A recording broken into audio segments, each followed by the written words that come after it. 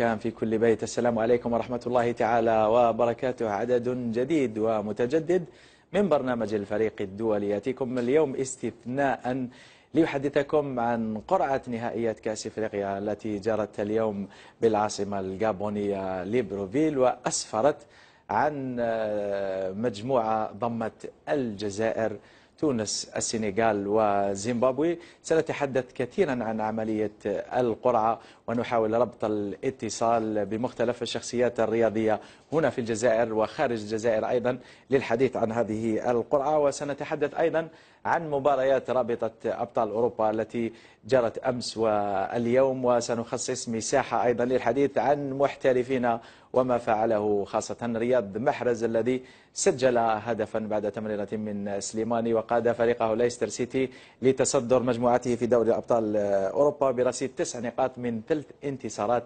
متتالية. إذن عدد ثري ومتنوع اليوم.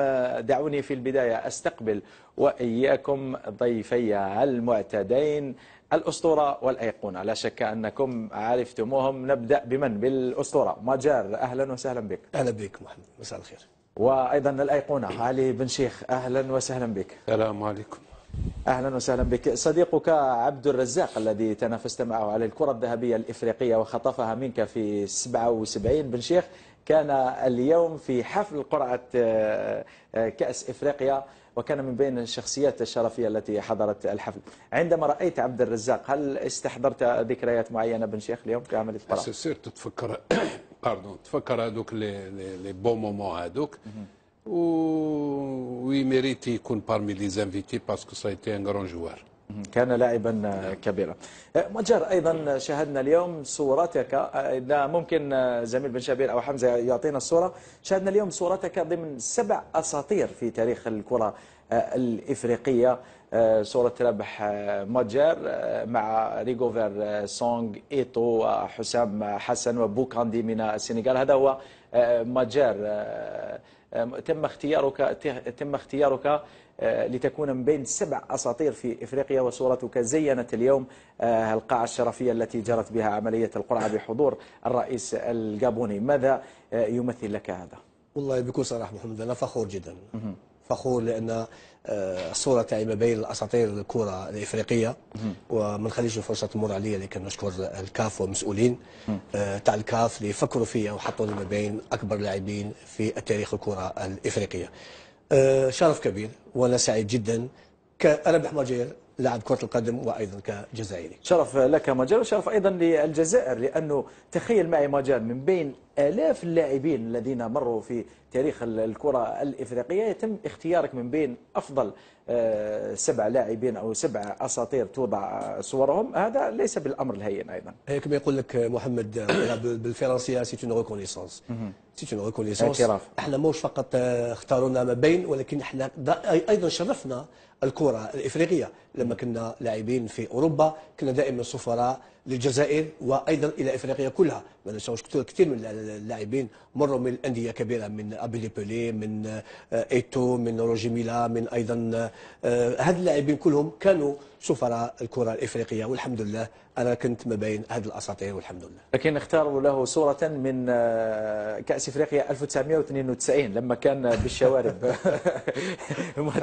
واليوم كانت سقطة أيضا للجنة المنظمة للقرعة، بحيث تجاوزت الحديث عن كأس إفريقيا 1990 التي توجت بها الجزائر، أثناء عرض تقرير يوضح المنتخبات التي فازت بكأس إفريقيا منذ انطلاقها. لا ندري إن كان قد سقط هذا الأمر سهوا أو عمدا. المهم أنها نقطة سلبية اليوم في الحفل. تجاوزوا كأس إفريقيا 1990 التي فازت بها الجزائر.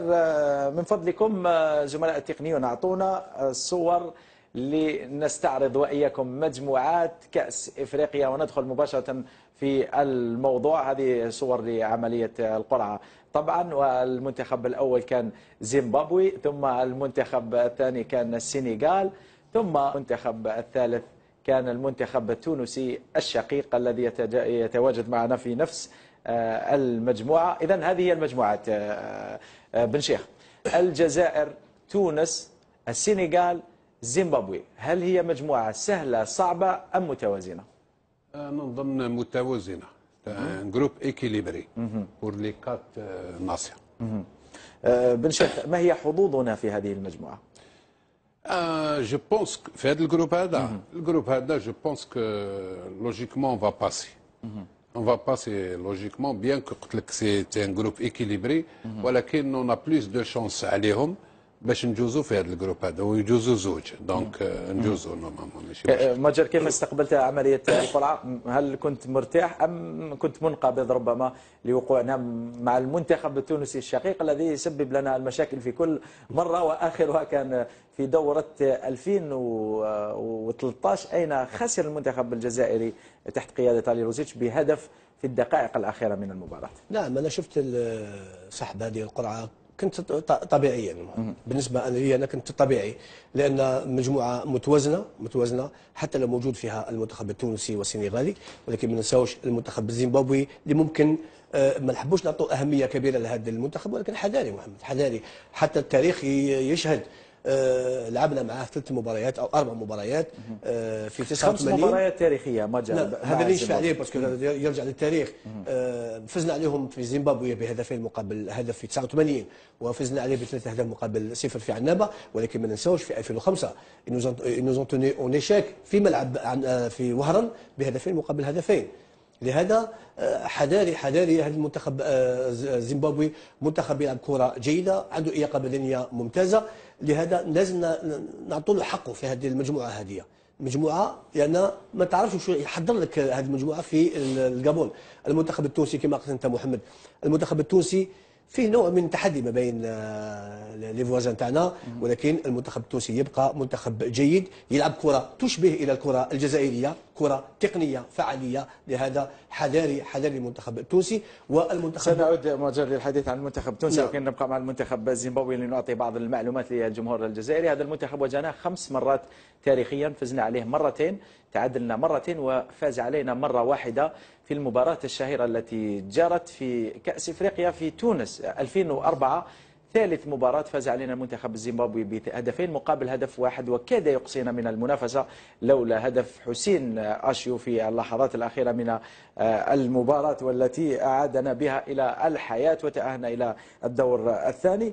المنتخب الزيمبابوي فاجأ الجميع في هذه التصفيات بعد إطاحته بالمنتخب الغيني في مجموعة كانت تضم سويزرلندا ومالاوي. المنتخب الزيمبابوي فاجأ الجميع واحتل المركز الأول في هذه المجموعة وتأهل إلى كأس إفريقيا. مدربه هو محلي اسمه كاليستو باسوا، ليس لديه أسماء ثقيلة باستثناء هدافه الأخطر واسمه موسونا، ويحمل ألوان أوستند البلجيكي، بينما يلعب جل لاعبيه إما في زيمبابوي أو في جنوب إفريقيا.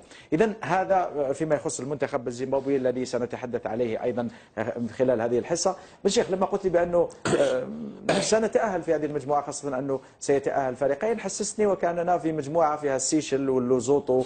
لا، فيها السنغال. بن شيخ، السنغال من أقوى المنتخبات في القارة الإفريقية حاليا.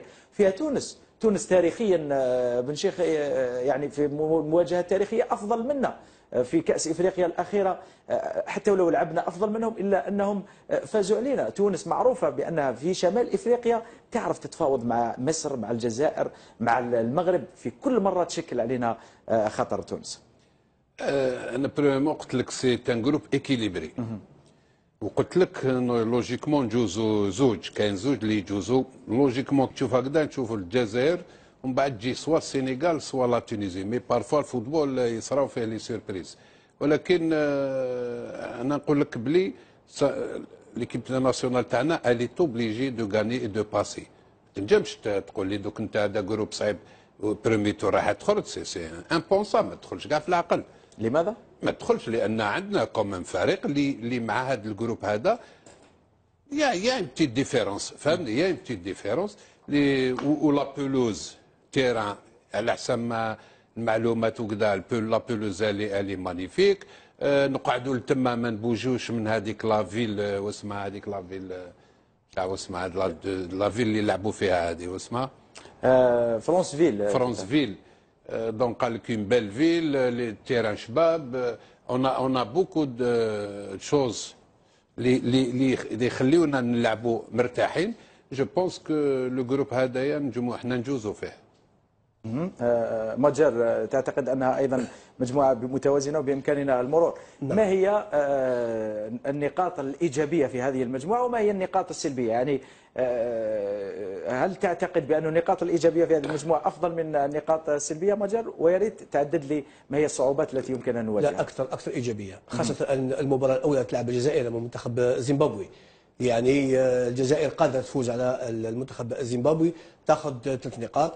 أما بالنسبة لتونس والسنغال، يعني لو يتعادلوا هذا يخدم مصالح المنتخب الجزائري في المرور للدور الثاني. لهذا أعتقد المباراة أمام زيمبابوي هذه ستخدم كثير منتخبنا الوطني الجزائري، على شرط أن يأخذ 3 نقاط منتخبنا على المنتخب الزيمبابوي. ما هو المنتخب الأكثر خطرا في هذه المجموعة علينا مجر؟ أنا أقول بكل صراحة، شوف تونس والسنغال، لأن شوف المنتخب التونسي تكلمت عليه، المنتخب السنغالي شفناه واكتشفناه في الغينيا الاستوائية في كأس افريقيا الأخيرة، شفنا منتخب قوي جدا، حتى لو منتخبنا فاز عليه ولكن فاز عليه بصعوبة. لكن من الأخطر تونس أم السنغال مجر؟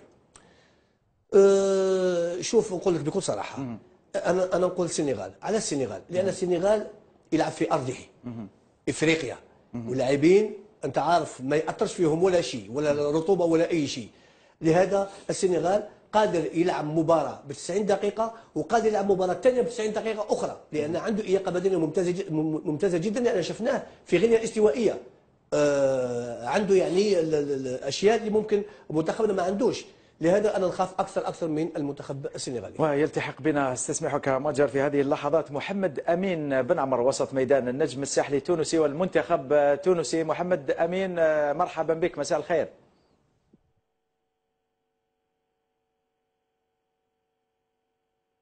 محمد أمين، هل تسمعني؟ لا نستمع إلى محمد أمين بن عمر.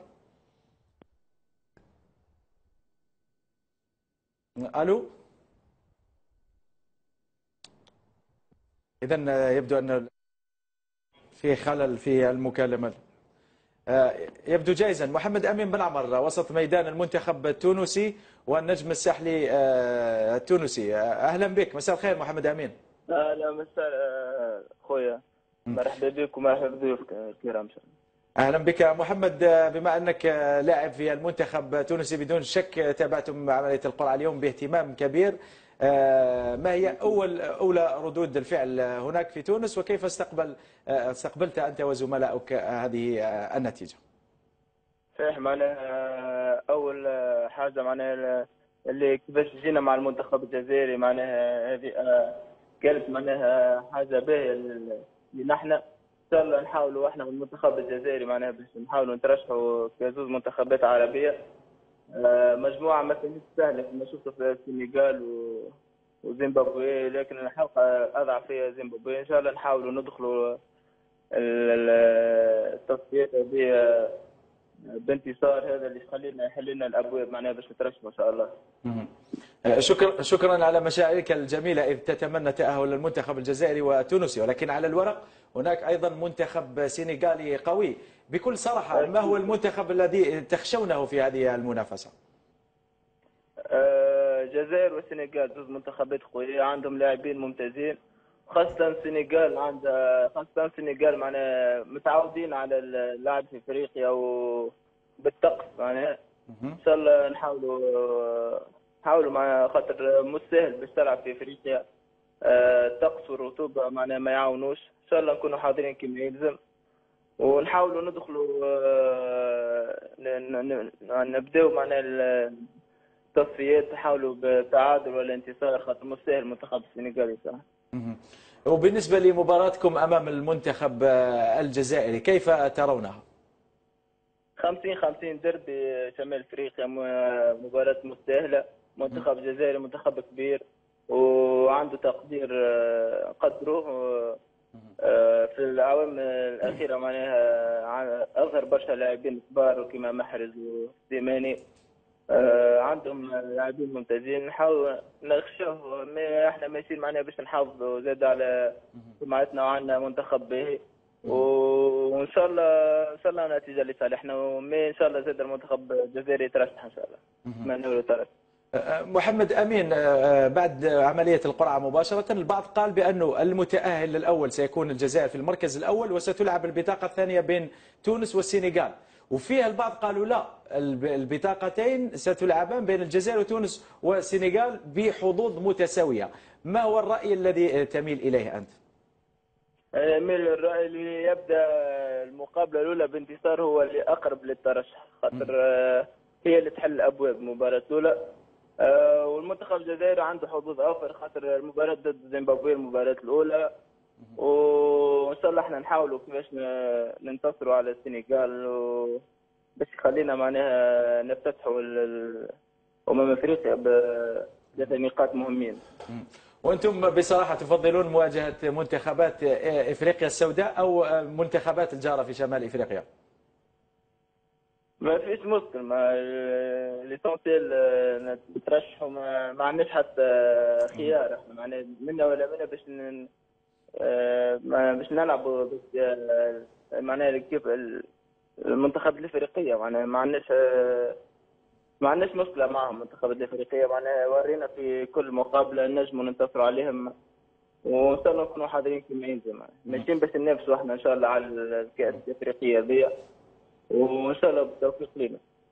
محمد أمين، يقولون بأن المنتخب الجزائري التونسي صار محظوظا جدا في السنوات الأخيرة، خاصة في عمليات القرعة، وشاهدنا وقوع المنتخب التونسي في قرعة سهلة في تصفيات كأس العالم. كيف تردون على مثل هذه الكلام؟ توا المنتخبات الكل تقدمت كرويا، ما عادش فما منتخب سهل ومنتخب صعب. المنتخبات الكل تعرف تلعب كرة، وبرشا لاعبين محترفين زاد في المنتخبات الضعيفه دي يلعبوا في البرتغال وعدة دوريات اخرى اوروبيه، ما احنا ما يمكن ما نعرفوهمش، لكن الكره تطورت بشكل كبير معناها، ما عادش فما كيف صغيره وكيف كبيره. والمفاجآت ديما وارده. محمد أمين بن عمر، نتمنى لك وللمنتخب التونسي الشقيق حظا سعيدا في مشوار كأس افريقيا ومشوار تصفيات كأس العالم. وان شاء الله المنتخب الجزائري زاد يترشح وان شاء الله، وبارك الله فيك. شكرا جزيلا لك. إذا كما سمعت بن شيخ قال لك الحظوظ 50-50 بيننا وبين المنتخب الجزائري، وقال لك مثل ما قال لك مواجهة منتخبات إفريقية مثل السنغال ستكون صعبة بحكم الطقس بن شيخ. وي سي فري، كاين شويه الطقس والميديتي هادو كاينين، ولكن راك تلعب في جونفي ما تكونش كيما موا جوان ولا الاخر. انا نمد بوكو بليس سا سي فري، مي بوكو بليس انا صح لو تيران كي يكون البلوز والاربيتراج في المستوى وكذا، وعندك اون ايكيب محضره، جو بونس كو ما يكونش فرق كبير. نواصل إعطاء بعض المعلومات حول المنتخبات التي وقعت في مجموعة المنتخب الجزائري. منتخب زيمبابوي سيشارك للمرة الثالثة في تاريخه في نهائيات كأس إفريقيا. أول مشاركة له كانت سنة 2004، وحقق على حساب المنتخب الجزائري أول انتصار له في نهائيات كأس إفريقيا. لعب 6 مباريات في الكان، حقق انتصارين وخسر في 4 مناسبات، سجل 8 وتلقى 13. إذن هذا المنتخب لا يبدو خطيرا على المنتخب الجزائري، ولكن المجال مثل ما قلت المنتخب التونسي لو نواصل الحديث عنه من الناحية التاريخية، إذا جمعنا كل المباريات تواجهنا معهم 44 مرة. الجزائر فازت 15، تونس 14، وتعادلنا 15، لكن باحتساب المباريات الودية. لكن في المباريات الرسمية في 21 مناسبة 6 فوز للجزائر، 8 فوز لتونس، و7 تعادلات. من الناحية التاريخية في المباريات الرسمية التوانسة أفضل منا. لماذا مجال أمام المنتخب التونسي دائما نجد مشاكل؟ أنا قلت لك من قبيل محمد، قلت لك المنتخب التونسي يلعب كرة تشبه إلى المنتخب الجزائري، يعني نفس الإمكانيات خاصة التقنية، لهذا دائما نلقى صعوبات كثيرة أمام المنتخب التونسي وحتى أيضا أمام المنتخب المغربي. لهذا أنا وقلت محمد الحظوظ متساوية للمنتخب الجزائري للمنتخب التونسي وحتى ايضا المنتخب السنغالي. لهذا راح تكون منافسه كبيره ما بين ثلاث فرق هذو. إذا أنت لست مع الرأي الذي يقول بأن الجزائر ستكون في المركز الأول والبطاقة الثانية ستكون بين تونس والسنغال. ممكن أقولها ولكن أقولها بحذر محمد. ما تنساش أنت تتكلم على السنغال أيضا. السنغال اكتشفناه في المباراة في كأس إفريقيا الأخيرة في غينيا الاستوائية، شفنا منتخب قوي جدا كان المفروض يروح بعيد في هذه الكأس، وتكلمنا في استوديو. ولكن يعني واش راهو يحضرنا منتخبنا الوطني الجزائري والمنتخب التونسي والمنتخب السنغالي في هذه الكأس الإفريقية؟ كيف راح يكون مردود هذه الفرق هذو؟ على كل حال المباراة الأولى تعطينا نظرة معينة على مستوى هذه الفريقين، ولكن تقعد المنافسة كما قلنا بين السنغال الجزائر وتونس. لدينا أيضا مجر بعض الصور التي توضح الملاعب الإفريقية التي ستجرى عليها منافسات كأس إفريقيا، وسنركز على ملعب المنتخب الجزائري الذي يقع بمدينة فرانسفيل. أعطينا صور من فضلك، صور الملاعب. إذن هذه هي صور الملاعب كما تظهر لكم، ملاعب جميلة جدا. المنتخب الجزائري سيلعب كما قلت في ملعب فرانسفيل كما تشاهدونه على الصورة، ملعب جميل جدا يتسع ل20,000 متفرج. بن شيخ مثل ما تشاهد معنا هذه الملاعب، المنتخب الجزائري نذكر سيلعب 3 مواجهات في نفس الملعب، يعني لن يتنقل إلى مدينة أخرى. مدينة فرانسفيل هي المدينة الثانية في بعد ليبروفيل، يعني مدينة كبيرة، المرافق والفنادق وكل شيء متوفر في هذه المدينة. قلنا المنتخب الجزائري سيبدأ أمام منتخب زيمبابوي وهو أضعف فريق، يعني كلها عوامل تصب في مصلحة المنتخب الوطني الذي إذا تأهل إلى الدور الثاني في المركز الأول سيستقبل أيضا في نفس الملعب المنتخب الذي يحتل المركز الثاني في مجموعة الجابون والكاميرون وبوركينا فاسو. إذن كل هذه العوامل في صالح المنتخب الوطني. بن شيخ تبدو حظوظنا وافرة للذهاب بعيدا في هذه الكأس. وي بيان سور. واش قلت لك انا؟ قلت لك سي ان افونتاج اللي تكون في لافيل هذيك ما تحركش، في فندق ما شاء الله، لافيل لاباس، ملعب كما يلزم الحال، الطقس ينقش شويه على الصيف، وزيد بسيكولوجيكمون على بالك بلي كي تكون تجوز البروشان تور تزيد تقعد للتماتيك، تزيد تروسوفي التماتيك في لا ميم فيل ميم تيران ميم كذا، تسمى خلاص راك في مضرب ما تحركش كاع تكونسونتر الا الدوزيام تور. خاطرش انا مع زيمبابوي نشوف باللي ما نحقروهاش ولكن نربحوها زيمبابوي، ما نقصوش من الاخر القيمه تاعها، مي توجور الفرق بين الجزائر وزيمبابوي نربحوها.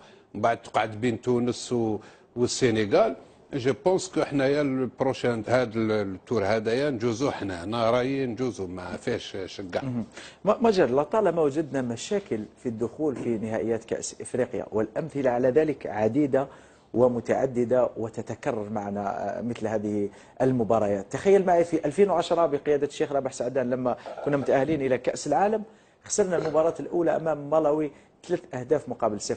في 2012 في 2013 مع علي لوزيتش خسرنا المباراة الأولى أمام تونس وكانت مباراة افتتاحية. إذن في كل مرة نجد صعوبة في الدخول إلى كأس إفريقيا. وإذا تتذكر معي في المباراة الأولى أمام جنوب إفريقيا كنا خاسرين هدف مقابل 0 في الشوط الثاني، وضيعت جنوب إفريقيا ضربة جزاء وبعدها عدنا في النتيجة. إذن دائما نجد صعوبة في الدخول في نهاية كأس إفريقيا. بن شيخ يقول لك بأن المباراة الأولى سهلة أمام منتخب الزيمبابوي، صحيح سهلة على الورق، ولكن في أرض الواقع دائما كنا نجد صعوبة في المباراة الأولى. لماذا؟ كما قال علينا متفق معاه، المباراة الأولى ستكون سهلة ولكن حذاري دائما نقول حذاري، لأن ماكش تلعب في الجزائر في ظروف جيدة والطقس يعني يخدم المنتخب الوطني الجزائري واللاعبين.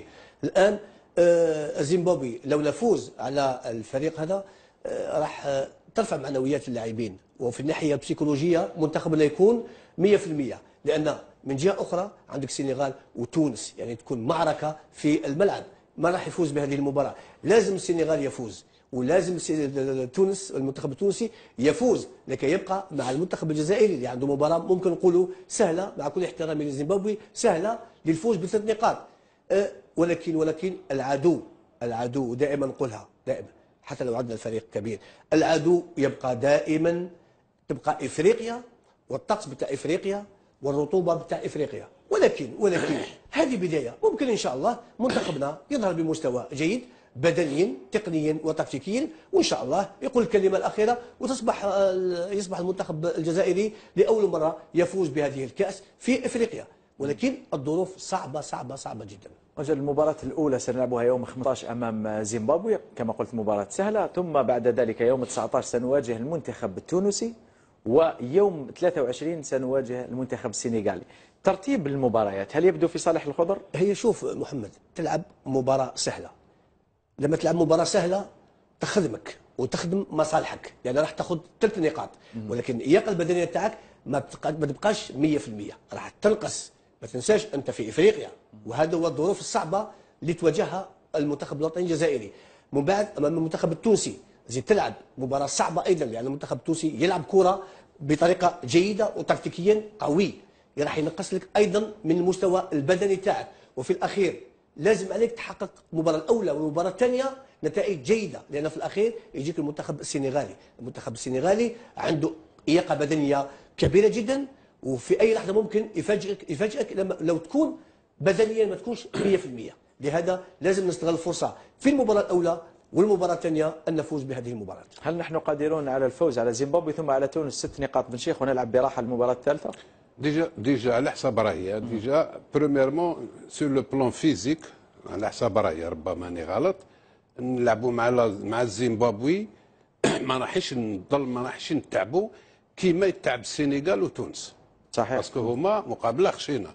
دونك حنا سي تانو دو جيري ماتش لا انتيليجامون، سيتادير ندخل نسجل لو بلوتو بوسيبل، نسجل ومن بعد اني رابح 2-0 ولا 3-0 ولا نجيري لا بارتي باش ما نمتش 100% فيزيكمون، باش نقابلوا من بعد السنغال او تونس.